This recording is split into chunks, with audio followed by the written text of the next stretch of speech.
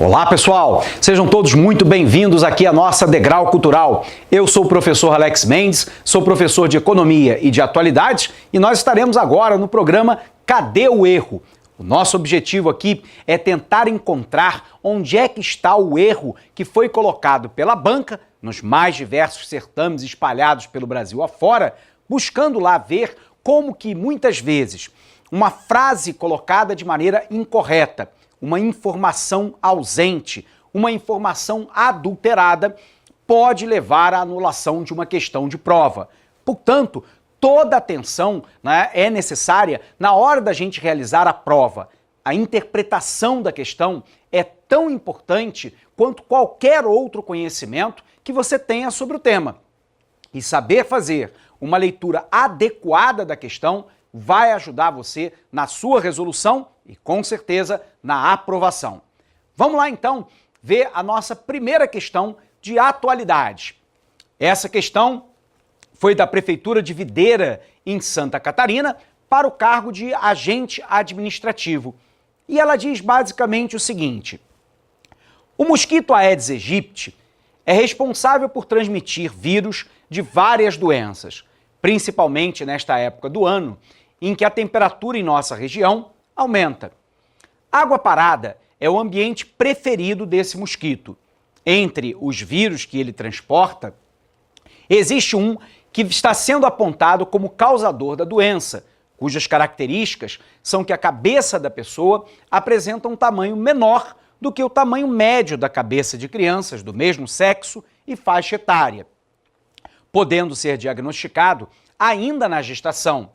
Essa condição se dá devido ao crescimento insuficiente do cérebro durante a gravidez ou após o nascimento do bebê. Qual é esse vírus? Então vamos lá, pessoal. A gente sabe, que o mosquito Aedes aegypti ele é transmissor de uma série de doenças, dentre elas a zika, a chikungunya e a dengue, que são as três principais. No caso específico da questão, ele está falando sobre uma doença transmitida por um vírus chamado Zika vírus. Esse Zika vírus, ele causa uma doença que é basicamente a microcefalia, e o subdesenvolvimento, cerebral, cognitivo, motor das crianças que são picadas pelo mosquito ou, quando a mãe está em período gestacional, ela é picada pelo mosquito Aedes aegypti, que seja portador do Zika vírus, desenvolvendo então o caso de microcefalia nas crianças nascidas vivas. Essa é uma questão de saúde pública extremamente importante, espalhada pelo Brasil afora. Antes, nós tínhamos uma preocupação quase que exclusivamente no que diz respeito ao Aedes aegypti com a questão da dengue, sobretudo a chamada dengue hemorrágica, que pode efetivamente levar a óbito num curto espaço de tempo. De lá para cá, nós passamos a ter uma outra doença que afeta basicamente o corpo, sobretudo na sua mobilidade, que é o chikungunya. Ele provoca inflamação nas articulações do corpo humano, causa dor e, portanto, causa uma debilidade para o mundo do trabalho bastante significativo. A chikungunya é uma outra preocupação clara da vigilância sanitária brasileira. Porém, a gente tem se deparado agora com uma vinculação direta que foi percebida pelos pesquisadores brasileiros, pelo Ministério da Saúde e também por laboratórios internacionais credenciados a fazer a pesquisa, de que havia um vírus chamado Zika vírus, cujo portador era o mesmo Aedes aegypti da chikungunya e da dengue, que uma vez portador desse vírus picando uma pessoa grávida, em boa parte das vezes havia uma relação direta com o desenvolvimento de um feto e de uma criança com casos de microcefalia. Bom, se a gente consegue então compreender que o Aedes aegypti, ele vincula três doenças, dengue, chikungunya e zika, é importante lembrar que no caso da zika, a doença, o vetor é o Aedes aegypti, mas o vírus é o que nós chamamos de Zika vírus, que provoca a doença Zika causando lá a microcefalia em crianças nascidas vivas. Bom, a sua pergunta então é, professor, onde é que está o erro da questão? Observe comigo de novo, né, lá o enunciado e as alternativas. O mosquito Aedes aegypti é responsável por transmitir o vírus de várias doenças, principalmente nesta época do ano, que a temperatura em nossa região aumenta. Água parada é o ambiente preferido desse mosquito. Entre os vírus que ele transporta,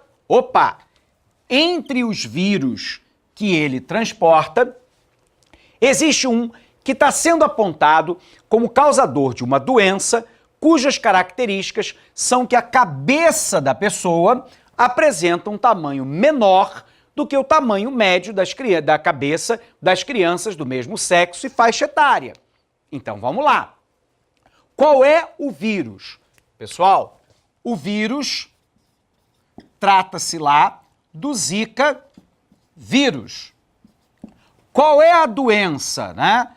É a chamada microcefalia. Tranquilo? Então, quem é o agente vetor? É o mosquito Aedes aegypti. Então, a grande questão é, eu tenho de um lado que o vírus causador da microcefalia é o Zika vírus.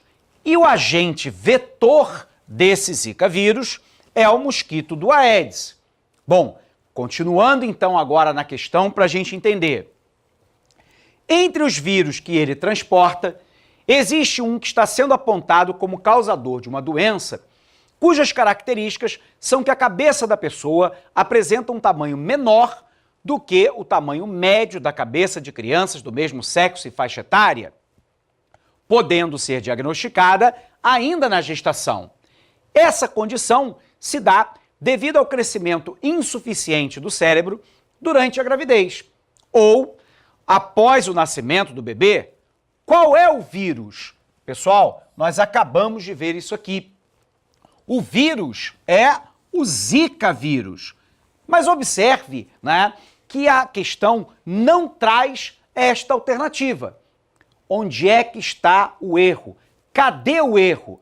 A banca colocou a doença, que é, né, o processo de microcefalia.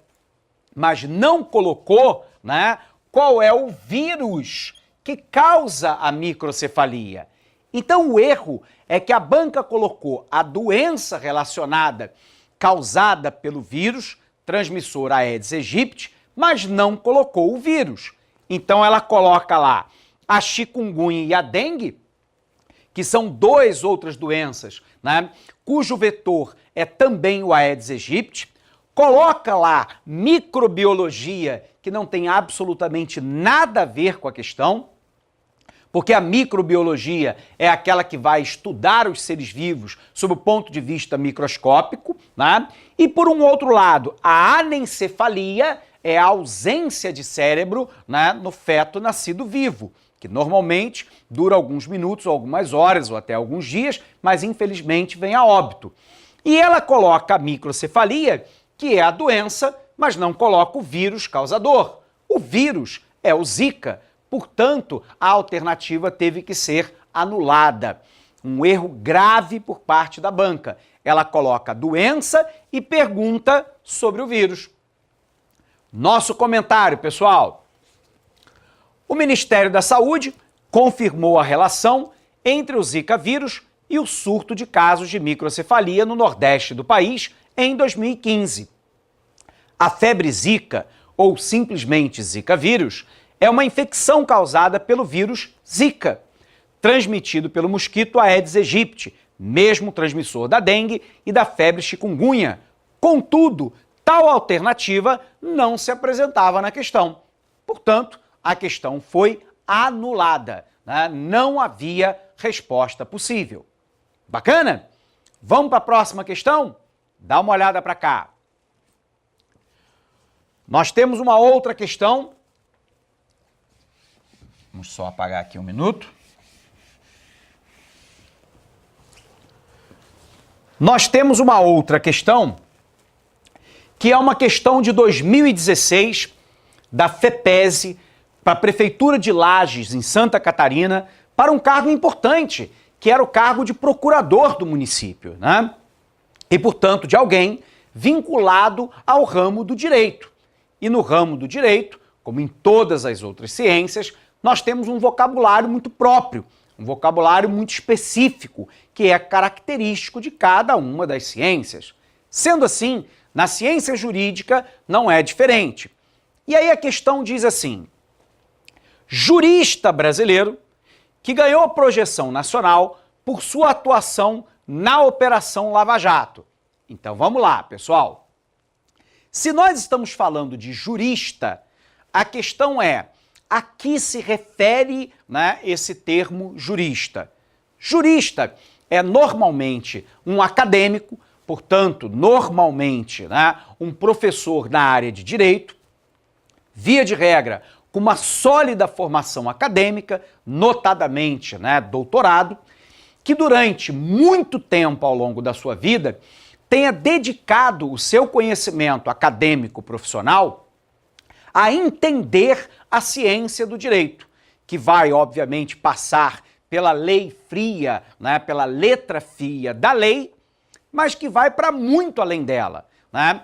Trata-se de uma interpretação, trata-se de uma hermenêutica, né, jurídica. E, por um outro lado, é aquele que, possuindo esse conhecimento, né, acadêmico, tenha escrito vários livros e tratados sobre a questão, ou que emite uma posição muito balizada a respeito, né, de determinadas partes do direito ou de questões jurídicas. Portanto, o jurista é aquele estudioso que vai produzir obras, que vai produzir conceitos, que vai produzir discussões, que vai ampliar o campo da atuação da ciência do direito, tentando de maneira o mais holística possível entender o sentido da lei e as suas possíveis interpretações dentro de uma sociedade que é mutante por si só, né? Porque a sociedade está em constante movimento e, portanto, muitas vezes, a interpretação da intencionalidade do legislador passa também pela análise da mudança da própria sociedade, né? Óbvio que ninguém pode impor, né, uma redação diferente daquela que tem, né, a letra fria da lei, porém, eu posso ter formas, né, claramente distintas, compatíveis, né, ou assemelhadas àquela que originalmente se tinha. Um exemplo claro dentro do Brasil é que, interpretando a legislação brasileira de que todos são iguais perante a lei, o Supremo Tribunal Federal entende, né, que é possível que nós tenhamos o casamento homoafetivo ou a união estável homoafetiva, né? Isso porque, se todos nós somos iguais perante a lei, não há de se fazer discriminação entre casais homossexuais e heterossexuais. Essa é uma forma de interpretação da legislação. O trabalho dessa interpretação, que não é, no entanto, uma interpretação qualquer, é uma interpretação balizada, com um longo saber jurídico acumulado, normalmente uma produção acadêmica de muito boa qualidade, da figura daquilo que nós chamamos de jurista. E aqui é onde está o erro da questão. A questão diz assim pra gente: jurista brasileiro que ganhou projeção nacional por sua atuação na Operação Lava Jato. Vejamos então quem são esses membros, né? A primeira é o ministro Celso de Mello, ministro do Supremo Tribunal Federal. É um ministro muito respeitado, né? É um lá dos mais antigos da Suprema Corte do país. Muitas vezes tem um posicionamento muito bem abalizado tecnicamente na ciência do direito, porém, ele não tem o protagonismo na Operação Lava Jato, né? E, portanto, essa não seria a alternativa. Vejamos a letra B. Eduardo Cunha. Óbvio que essa não é a alternativa. Eduardo Cunha está preso pela Operação Lava Jato, ex-deputado federal, ex-presidente da Câmara dos Deputados, do PMDB do Rio de Janeiro, que foi cassado por mentir numa comissão, né, da Câmara dos Deputados, dizendo que não mantinha contas fora do país, quando na verdade o tinha, e segundo o Ministério Público Federal, para ocultar dinheiro advindo, né, do pagamento de propina, de corrupção ativa e passiva, no que diz respeito à Petrobras. Ele tem protagonismo na Operação Lava Jato como réu, como acusado, como aquele que recebeu propina, e não como jurista. Obviamente, essa alternativa é errada. A letra C, o ministro Gilmar Mendes, do Supremo Tribunal Federal. O ministro Gilmar Mendes tem uma produção, né, literária no campo do direito, porém, né, não tem nenhum protagonismo, pelo menos até o presente momento, na Operação Lava Jato, a não ser, obviamente, as suas opiniões, que volta e meia ele declama na mídia a respeito da operação, dessa ou daquela querela, né, dentro da Operação Lava Jato. Mas não tem um protagonismo dentro dessa operação, pelo menos até o presente momento. E, portanto, também não é alternativa. A alternativa, letra D, Sérgio Moro. O juiz Sérgio Moro, né, do Tribunal Regional Federal de Curitiba, tem protagonismo na Operação Lava Jato, porque ele, junto com o juiz Marcelo Bretas, do Rio de Janeiro, são os dois principais julgadores de todos aqueles que não têm foro privilegiado dentro da Operação Lava Jato. O juiz Sérgio Moro é professor da Universidade Federal do Paraná e, portanto, né, tem uma atuação acadêmica além da magistratura, mas, né, embora essa seria a alternativa correta da questão, o problema foi o termo jurista. Se a questão pergunta o juiz que tem protagonismo, seria Sérgio Moro. Jurista talvez não se aplique, eu particularmente considero que não se aplica ao juiz Sérgio Moro, porque ele não é um grande especialista nacional produzindo academicamente, né, livros, pesquisa, seminários, opiniões, né, cuja posição seja relevante como jurista de uma determinada área qualquer. Ele é um juiz, com certeza, muito importante para a Operação Lava Jato, tem uma atuação acadêmica junto à Universidade Federal do Paraná como professor, porém, o juiz Sérgio Moro não seria enquadrado dentro do critério tradicional de um jurista. E sendo assim, né, como a questão marcava como alternativa correta o Sérgio Moro, mas ele não se enquadra dentro do parâmetro, né, de um jurista, e sim de um juiz, de um magistrado, essa alternativa foi anulada. Então, onde é que está o erro? Foi vincular a imagem de Sérgio Moro com a de um jurista. Ele é um juiz, é um professor universitário, mas não é um jurista, né, reconhecidamente nessa posição.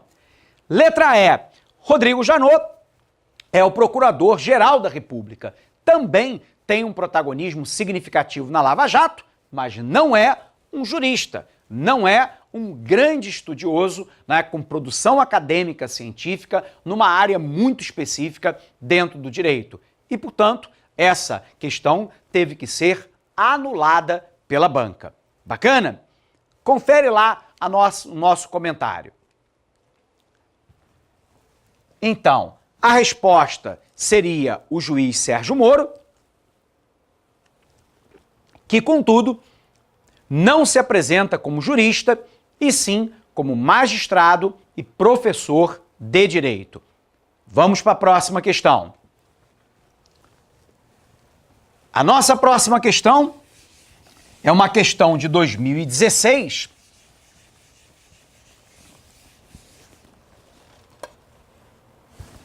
Lá da FGV, Prefeitura de Paulínia, em São Paulo, para o cargo de engenheiro agrônomo.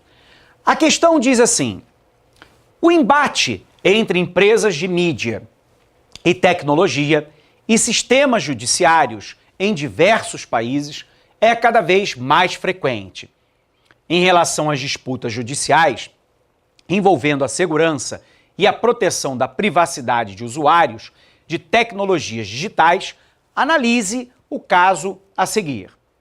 Primeira alternativa: Em 2015, nos Estados Unidos, a Polícia Federal daquele país, né, o Federal Bureau de Investigação, o FBI, processou a empresa Apple por esta estar se recusando a desbloquear o iPhone encontrado na casa de envolvidos em ataques considerados terroristas na Califórnia. Então vamos lá, pessoal. Qual é a questão, né? A questão aqui é, de um lado, a segurança coletiva e do outro lado, o direito, né, à privacidade das suas informações, né? E aí o que ocorreu? A Polícia Federal dos Estados Unidos, o FBI, apreendeu, né, um iPhone e nesse iPhone, né, nós tínhamos lá, né, um bloqueio, né, a respeito desse iPhone. E nesse iPhone tinha lá um aplicativo que é o WhatsApp e o FBI queria as informações que estavam contidas naquele WhatsApp. Isso porque, né, segundo o FBI, essas informações mostraria todas as ligações daqueles pretensos terroristas com outros grupos terroristas dentro e fora dos Estados Unidos, que poderiam, assim, ajudar a elucidar os atentados terroristas ocorridos na Califórnia e, por um outro lado, ao mesmo tempo, auxiliar a desbaratar qualquer outro grupo que ameaçasse a segurança pública. Pois bem, né, nós sabemos que o WhatsApp se negou, né, a fazer a descriptografia dessas mensagens. E a alegação vai em dois sentidos. Primeiro, o WhatsApp alegou, né, que nós tínhamos lá, né, dois celulares que têm um aplicativo e que quando você manda uma mensagem por um celular, antes dessa mensagem sair do seu celular, ela é criptografada dentro de um sistema da qual o WhatsApp não tem acesso, é criada uma chave de acesso que só o outro celular, que é o receptor da mensagem, tem possibilidade de receber, descriptografar e mostrar para o outro usuário. Então, primeiro, o WhatsApp alegava que, de um lado, né, eu tenho uma mensagem criptografada, da qual o WhatsApp não tem acesso e não tem como descriptografar. Essa mensagem é transmitida para o outro celular, que recebe o código de descriptografia e aí recebe a mensagem. Então, a primeira questão é, o WhatsApp alegava que não tinha como, né, fazer a descriptografia porque ela não tinha a chave de acesso. E segundo, ela alegava que mesmo que tivesse a chave de acesso, ela acreditava que não deveria fazê-lo, porque se ela fornece essa chave de acesso para o FBI, significa dizer então que há a possibilidade do vazamento dessa chave de acesso da criptografia do WhatsApp para a rede mundial e, portanto, todos os celulares do mundo e computadores que utilizam o aplicativo estariam sujeitos a terem suas informações interceptadas e com usos dos mais diversos, inclusive usos criminosos, já que as pessoas trocam informações, né, íntimas a respeito de contas bancárias, informações pessoais, relações sexuais e outras, né, que são transmitidas pelo aplicativo. Então, primeiro, por um motivo que ela não tem, segundo a WhatsApp, a chave de criptografia que é criada no momento da geração da mensagem, tanto porque ela também acredita que ela não pode descriptografar uma mensagem, porque isso abriria espaço para vazamento dessa possível chave se existisse, e isso poderia provocar, né, a ameaça da segurança de todas as mensagens de todas as pessoas pelo mundo. Em virtude disso, ela se nega. E ao se negar, o FBI vai lá e processa, né, a empresa. Mas observe o seguinte, né? Em 2015, os Estados Unidos, a Polícia Federal processou a empresa Apple por essa ter se recusado a desbloquear um iPhone. Isso também é verdade, porque o iPhone tinha uma senha e essa senha também criptografada e a Apple também se negou, né, a quebrar a criptografia, porque a alegação era absolutamente a mesma. Se eu quebro a criptografia, né, de um iPhone, significa dizer que essa informação, essa chave mestra, pode ser utilizada para descriptografar senhas de outros celulares. E isso coloca em risco informações pessoais, bancárias e outras que são contidas nos telefones. E, portanto, essa alternativa aqui, né, está correta. Vejamos a segunda. Em 2015, no Brasil, a primeira vara criminal de São Bernardo do Campo determinou o bloqueio temporário do serviço de mensagens instantâneas WhatsApp como punição por a empresa não ter quebrado o sigilo de dados dos seus usuários. Então observe, né, que essa informação também é verdadeira, né? A justiça, né, determinou, né, o bloqueio do WhatsApp porque o WhatsApp se recusou a descriptografar um serviço de mensagem que teoricamente teria sido utilizado por grupos criminosos para a prática de crimes. Então essa alternativa também estaria correta. A terceira diz assim: em 2016, no Brasil, um juiz de Sergipe condenou à prisão o vice-presidente para a América Latina do Facebook, em razão de a empresa ter se recusado à quebra do sigilo de mensagens no aplicativo necessária a uma investigação sobre o tráfico de drogas. A banca deu como as 3 alternativas estivessem corretas. Só que aqui nós temos 2 erros clássicos, né?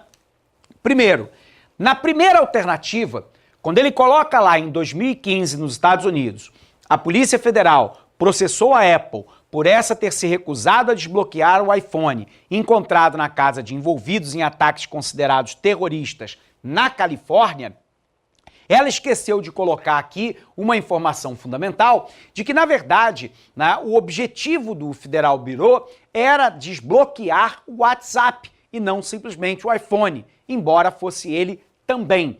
Então o processo tinha lá uma segunda informação, era o desbloqueio do iPhone e do WhatsApp. A informação foi considerada, portanto, incompleta, né? E na última aqui, nós temos um erro, né, bastante significativo, né, de colocação da banca. Ela diz assim: em 2016, no Brasil, um juiz de serviço condenou a prisão. Condenação, né, acontece depois que há o devido processo judicial. Então eu tenho que ser acusado de um determinado crime, a justiça tem que aceitar, né, essa acusação, eu tenho, obviamente, direito, né, à prova da defesa, ao contraditório, eu tenho direito ao devido processo legal, e aí sim existe, né, a propagação, né, da sentença que é dada pelo juiz. Na realidade, o juiz, né, de Sergipe, ele não condenou à prisão o vice-presidente da América Latina do Facebook. Ele determinou a prisão, né, desse vice-presidente do Facebook para a América Latina, que é a mesma dona do WhatsApp, porque ele alegou que o vice-presidente para a América Latina havia descumprido uma ordem judicial. Então era uma prisão temporária, né, desse vice-presidente do Facebook e não condenação à prisão. Condenação à prisão permite lá a possibilidade do devido processo legal, do contraditório, da apresentação de provas de acusação e defesa e, finalmente, né, a promulgação da sentença por parte do juiz. O erro nessa questão foi da condenação à prisão. Na realidade, não houve uma condenação à prisão, houve uma determinação de prisão temporária por descumprimento de ordem judicial. Como, né, a questão dava que as 3 alternativas estavam corretas, e, na verdade, nós tínhamos problema na primeira alternativa por informação incompleta e na última alternativa por uma expressão inadequada, a banca resolveu, então, anular a questão. Beleza? Olha lá o comentário, pessoal. Então, está correto que se afirma em... E aí o nosso comentário, né? O gabarito da banca, né, fora lá a letra E. Contudo, na afirmação, abre aspas, em 2016, no Brasil, um juiz de Sergipe condenou à prisão o vice-presidente do Facebook, não houve condenação, e sim determinação da prisão em virtude de descumprimento de ordem judicial. Condenação, né, implica lá a existência de um processo que não aconteceu, né? Esse processo não terminou, ele não foi transitado em julgado, né? E, portanto, a condenação, sequer a provisória ou a definitiva, tinha sido protelada, tá ok? Promulgada, perdão.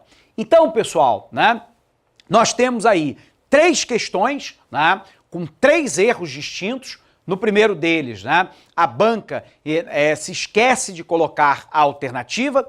Na segunda, a banca chama o juiz Sérgio Moro de jurista, né, um termo que é inadequado para o magistrado. E nessa última aqui, um erro na última alternativa, né, onde ela coloca lá na condenação à prisão, na realidade foi uma ordem de prisão, é diferente de condenação, e na primeira alternativa, quando ela não coloca que o objetivo fundamental não era simplesmente desbloquear, né, o iPhone, era saber as informações transmitidas através do WhatsApp. A informação foi considerada incompleta e, portanto, a banca decide lá, né, pela sua anulação. Beleza? Portanto, pessoal, cuidado aí na hora de olhar as questões, né? A gente não tem que brigar com a banca. Posicionamentos ideológicos da banca não estão em questão. O que está em questão são erros. E os erros a gente tem que aprender a identificar. Programa Onde está o Erro? Cadê o Erro? Aqui da Degrau Cultural está junto com você nessa proposta. Bacana? Abraço para você, né? E até um próximo programa. Até lá!